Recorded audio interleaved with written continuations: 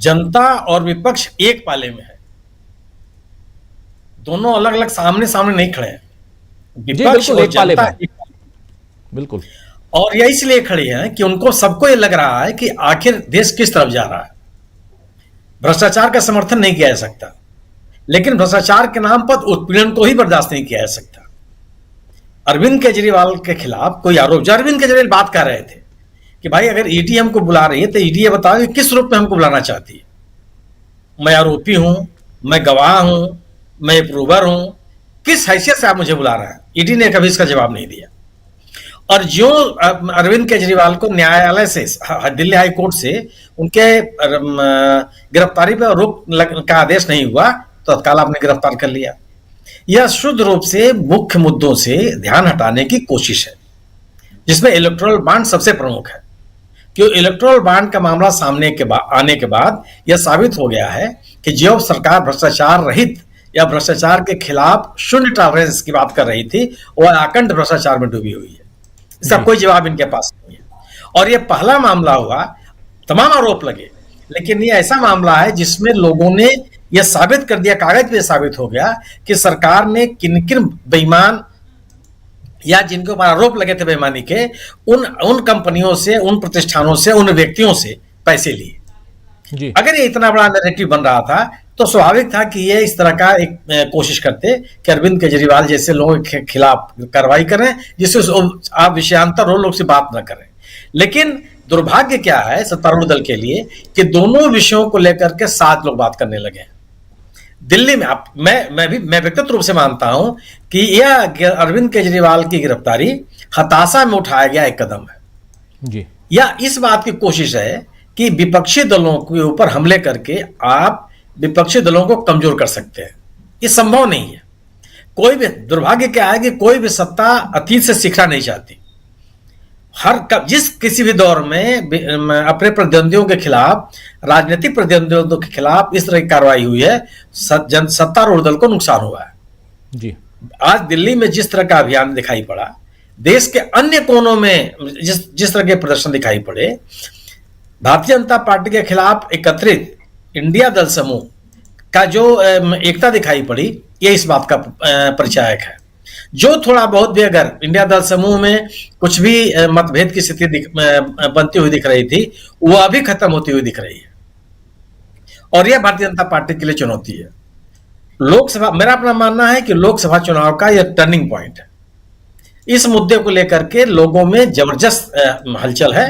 और न केवल दिल्ली में, मतलब मैं व्यक्तिगत तौर पे मानता हूं कि गुजरात जैसे राज्य में भी कम से कम आधा दर्जन संसदीय क्षेत्र ऐसे हैं जहां आम आदमी पार्टी और कांग्रेस की मिलीजुली ताकत आप भारतीय जनता पार्टी की तुलना में ज्यादा है।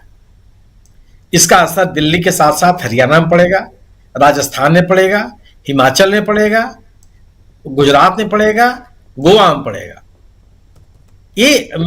और अच्छी बात क्या है कि आम आदमी पार्टी भी वो सभी तौर तरीके जानती है अपने प्रचार प्रसार और जनता के बीच अपने मुद्दों को ले जाने के लिए, जिसमें भारतीय जनता पार्टी माहिर है।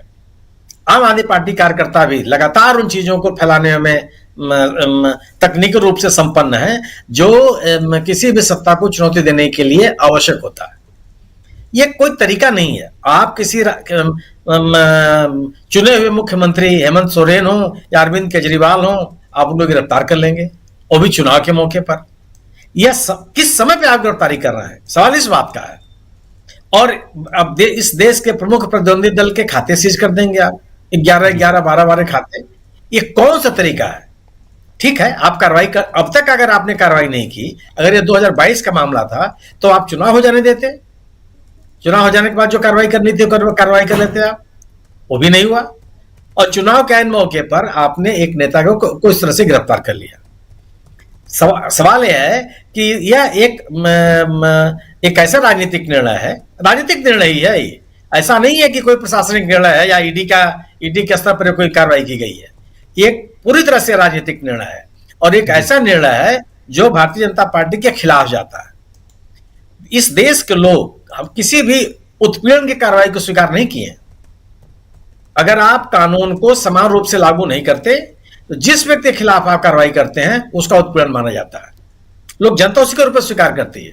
बिल्कुल। जिन जिन लोगों के ऊपर भ्रष्टाचार का आरोप भारतीय जनता पार्टी ने लगाए, अगर सभी के खिलाफ भारतीय जनता पार्टी ने कार्रवाई की होती तो यह कार्रवाई भी उसी श्रेणी मानी जाती कि ठीक है, भ्रष्टाचार के खिलाफ कार्रवाई कर रहा है। लेकिन भ्रष्टाचार के आरोप लगाने के बाद जो लोग आपके खेमे में शामिल हो गए, उनके खिलाफ सभी जांचें बंद कर दी गई। जिन औद्योगिक घरानों के खिलाफ आपने ईडी, सीबीआई या इनकम टैक्स के छापे डाले, उन्होंने आपको पैसा दे दिया, चंदा दे दिया, उनके खिलाफ आपने जांच खत्म कर दी। तो फिर अरविंद केजरीवाल के खिलाफ कौन सा जांच कर रहे हैं आप? और अरविंद केजरीवाल के खिलाफ कौन से सबूत आपको मिल गए? यह पूरी तरह से एक ऐसा निर्णय है जिसकी प्रतिक्रिया है आम लोगों में। हाँ, ये सही है कि भारतीय जनता पार्टी के समर्थकों में प्रतिक्रिया नहीं है, तो स्वाभाविक से है कि नहीं होना है उनको, लेकिन यह नहीं है। और आप इसके पक्ष में कोई कितना भी तर्क दे दे, भारतीय जनता पार्टी को लोग कुछ भी कहें, यह इसका आम जनता में एक नकारात्मक प्रतिक्रिया, लोगों में इस बात की प्रतिक्रिया है कि आप चुनाव को समान स्तर पर राजनीतिक दलों को काम नहीं करने दे रहे हैं। आप सत्ता का दुरुपयोग कर रहे हैं, सत्ता के दुरुपयोग के माध्यम से विभिन्न राजनीतिक दलों को प्रभावित करने की कोशिश कर रहे हैं। और इस तरह की धारणा, इस तरह की बनती हुई धारणा, मजबूत होती हुई धारणा भारतीय जनता पार्टी के खिलाफ जाती है। मेरा अपना मानना यह है कि यह घटना चुनाव के माहौल को और बदलेगी। तमाम तरह के मुद्दे हैं। सवाल है कि जो इन घटनाओं से तो जो विपक्ष मुद्दे उठा रहा है कि लोकतंत्र बचेगा कि नहीं बचेगा, संवैधानिक संस्थाएं बचेंगी कि नहीं बचेंगी, 2024 के बाद चुनाव होगा कि नहीं होगा, इस तरह की बातें तो इन आरोपों को पुष्ट करती हैं। कैसे चलेगा ये? अगर चुनाव की घोषणा हो गई है तो कौन सी आफत आ रही थी? क्या अरविंद केजरीवाल देश छोड़ के भाग रहे थे? क्या अरविंद केजरीवाल अभी तक किसी साक्ष्य को मिटाते हुए पाए गए? क्या अरविंद केजरीवाल गवाहों को प्रभावित करते हुए नजर आए? इसीलिए तो गिरफ्तारी की जाती है। क्या ईडी अगर न्यायालय को यह बताने की स्थिति में है क्या, या देश को बताने की स्थिति में? ठीक है, न्यायिक प्रक्रिया आप लड़ते रहिए, आप लोगों को बताने के भाई इन लोगों ने ऐसा काम किया। आज एक गिरफ्तारी के बाद यह खबर बहुत तेजी से फैलाई गई कि उनके घर में 200 या 150 पन्ने की एक फाइल बरामद हुई। ठीक है, मुख्यमंत्री होंगे तो 500 पन्ने की फाइल बरामद हो जाएगी। वो कोई सामान्य व्यक्ति का घर नहीं है ना। अगर वो फाइल बरामद हुई है तो उसमें है क्या उस मामले से जुड़े हुए सवाल हैं, उस मामले से जुड़े हुए साक्ष्य हैं जिस मामले को लेकर के आपने गिरफ्तारी की है। और अगर यह गिरफ्तारी भ्रष्टाचार के खिलाफ हुई है, आम लोगों के पक्ष में कार्रवाई हुई है, तो आपने दिल्ली को छावनी क्यों बना दिया? मेट्रो स्टेशन क्यों बंद कर दिया? इस पर जनता खुश होना चाहिए, लेकिन है नहीं। आप जो भारतीय जनता पार्टी जो नैरेटिव बनाना चाहती है, यह बनेगा नहीं, क्योंकि सबसे बड़ा सवाल